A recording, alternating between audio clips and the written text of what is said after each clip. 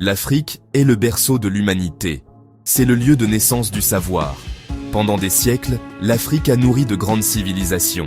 Ces civilisations ont prospéré selon leurs propres termes. De la bibliothèque d'Alexandrie à la grande mosquée de Djenné, l'Afrique a toujours été un phare du savoir. Nos ancêtres ont développé des systèmes complexes d'astronomie, de mathématiques et de médecine. Ils ont transmis leur sagesse à travers les générations. Cela s'est fait par le biais de contes, de proverbes et de chansons. La contribution de l'Afrique au savoir mondial est indéniable. Pourtant, cette histoire a souvent été négligée. Elle a été marginalisée. Il est temps de revendiquer notre héritage intellectuel.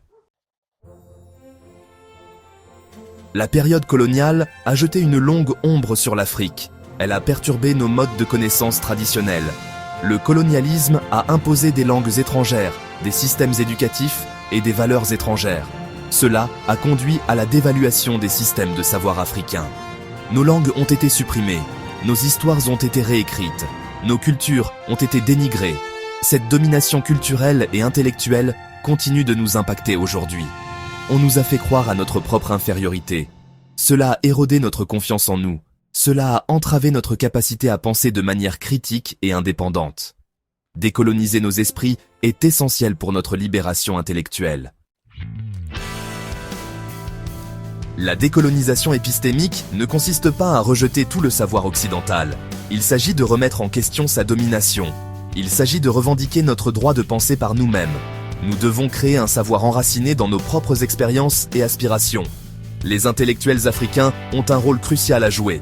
Des érudits comme Cheikh Anta Diop, Kwame Nkrumah et Amilcar Cabral ont remis en question les récits coloniaux. Ils ont défendu les perspectives africaines dans divers domaines. Des organisations comme le CODES-RIA, Conseil pour le développement de la recherche en sciences sociales en Afrique, promeuvent la recherche africaine. Nous avons besoin de plus de plateformes pour nos voix. Nous devons soutenir les chercheurs, les écrivains et les artistes africains. L'Afrique est à l'aube d'une nouvelle ère. Une renaissance de la pensée africaine est en cours. C'est un mouvement porté par une nouvelle génération de penseurs, d'innovateurs et de créateurs. Ils revendiquent notre passé. Ils façonnent notre avenir. Nous devons embrasser nos traditions orales. Ces traditions recèlent une richesse de connaissances. Ce savoir est souvent rejeté comme du simple folklore.